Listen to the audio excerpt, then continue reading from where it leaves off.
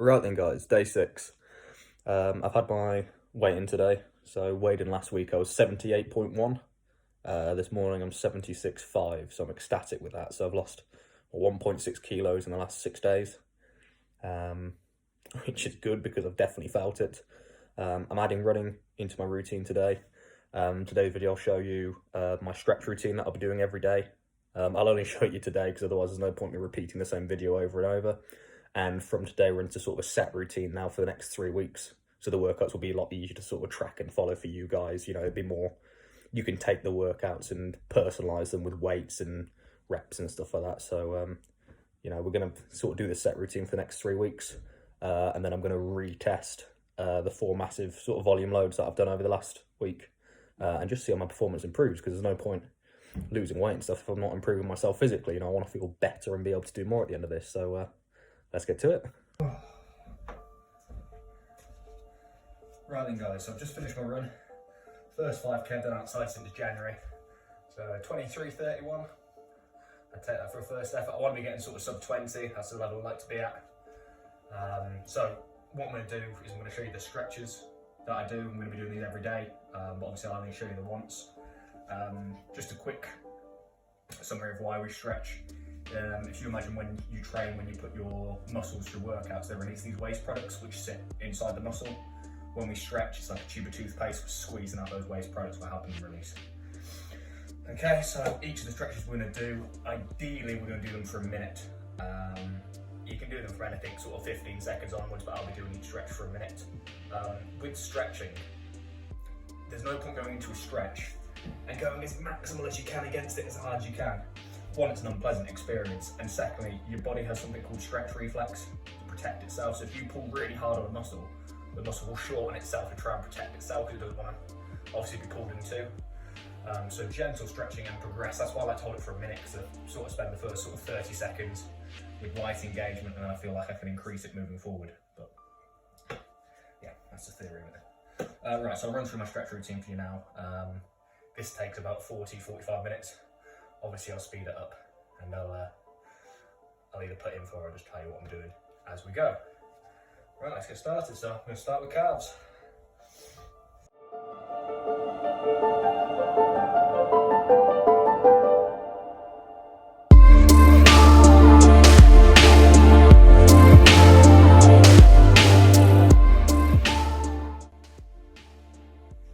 Okay, so next we're going to look at hip flexors.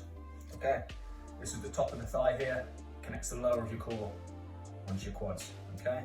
This is massively important for all of you to be doing at home, especially if you work on a desk or if you drive a lot. If I'm sat in this position, what's happened to my hip flexors? They're shortened, okay? And what this ends up doing eventually is it shortens, sticks your bum out, puts excessive arching into the back. This can cause a lot of issues moving forward, okay? So this is a really important one. A couple of things on form. So we're going to drop into a kneeling position. Some of you might not be able to get into this position because of knees for other reason. Just put a cushion down, bring this top layer up, okay? There's no reason why you can't do that. The other one is to make sure that as we move into this stretch, we feel like we're pushing the glutes forward and lengthening that position there, okay? That feels tight right now.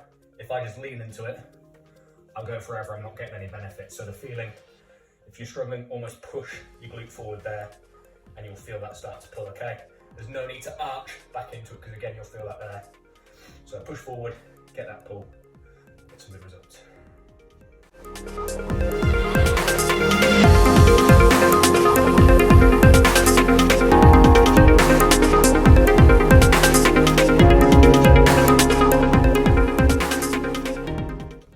Okay, so next we'll move on to quads, okay? Standing quad, nice and easy. Now, the order that I'm doing these in are important, and certainly important for me. So as I've been stretching through the years, you listen to, you know, what you're feeling as you're doing it. So for example, when I'm doing a quad stretch, I want to feel my quads. However, you notice that I've done the hip flexor stretch before it. And the reason why is that normally if I go into a quad stretch here, I feel it massively at the top. Whereas now, I'm getting it much more in the main part of the quad because I've already released the hips. So as you're doing stretches, if you feel like another part of your body is feeling it first, stretch that body part first and then go back into the other stretch. You know, let's get the benefit where I want it. But yeah, standing quad, nice and easy. You know, have a bit of wall to lean against if you struggle with your balance, and try and keep the thighs in line. I don't want to see that position. Well, that position is another really common one as well. So pull in, and again, hold in for that minute.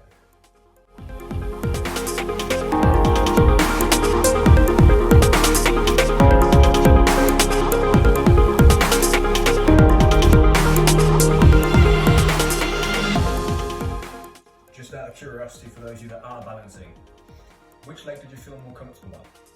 Because you tend to find this strange, it doesn't necessarily make that much sense to people. So for example, if you're right-handed and right-footed, you'll probably find that you balance better on your left leg. And this can cause a little bit of confusion because obviously your right leg is the more sort of motor skill leg. You know, this is your functional one, this is your kicking one, this is your plant leg. And people sort of, it causes a bit of confusion, but if you think of it from a sporting context, if I told you to throw something right-handed, your left leg is where all the power and balance is going to come from. Again, if you kick a football, left leg plants, and we turn and strike off it, you know, hitting the golf ball, same sort of thing. Everything transfers from left if you're right-sided, okay? So don't be surprised if when you do any balance work, you actually find that your left side is stronger, okay? It's just naturally the side that's been used to it. That's why balance work's so important. Got to make sure the legs are sort of firing at similar levels. If we get more balance on one side, your body will naturally tilt. Everything starts to move over. We go weaker on our right side core, and a little bit tighter. And that again can cause back issues. Okay, so next stretch we'll move into adductors, muscle which causes the thighs to go that way. Nice wide stance. If you're a footballer, you've done plenty of this. Nice wide stance, lean in, get that pull. We'll go again.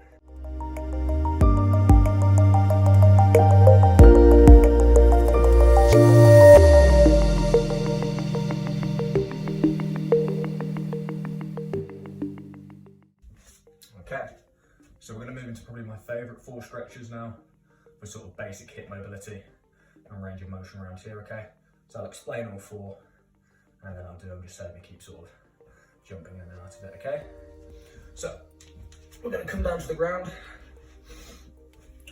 We're going to pull the knee in for glutes.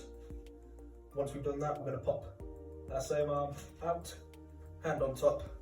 I'm going to try and pull this knee over for rotation all through here. I'm going to keep this shoulder grounded. There's no point doing that, we're just rolling over, okay? Once we've done that, we're going to bring this leg in, put the leg across and push away. Again, we get a bit more hip flexor and internal rotation, so it's the leg's ability to rotate that way, okay? Very important for sort of hip release and not putting excessive pressure there. And then finally hamstring, so we'll drop this leg flat again. We'll pull this leg in, it doesn't need to be straight. I actually find I get a better stretch with the leg slightly flexed, okay?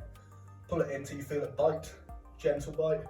And then from there, if you get the feeling of trying to extend your leg, you're gonna get a really good pull there, okay? So, minute of each, both sides. Away we go.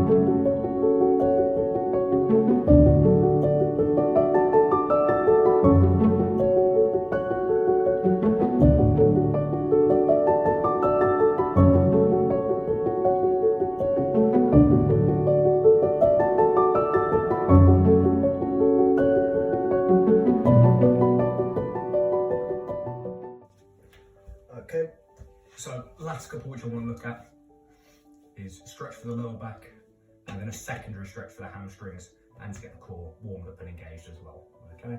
So the one for the lower back, massively important. If any of you suffer with tight lower backs, I definitely recommend it.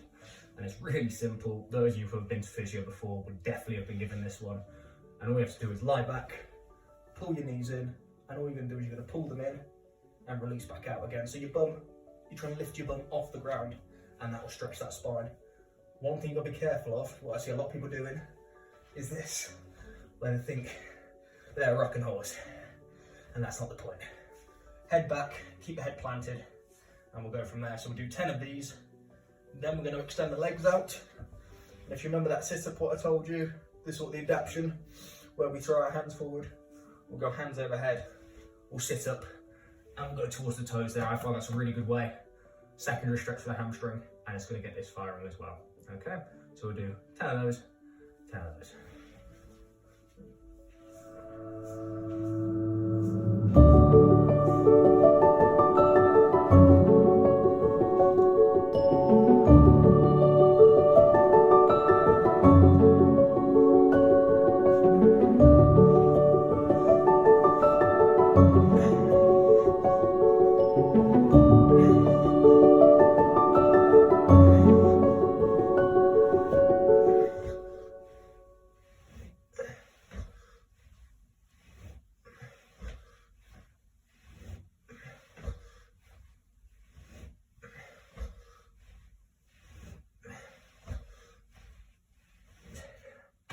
And there you have it.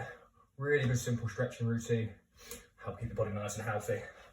One thing which you'll find if you're fairly new to sort of full body stretching routines, you're going to have one side tighter than the other. And that again is because if we have dominant hands and dominant legs in life.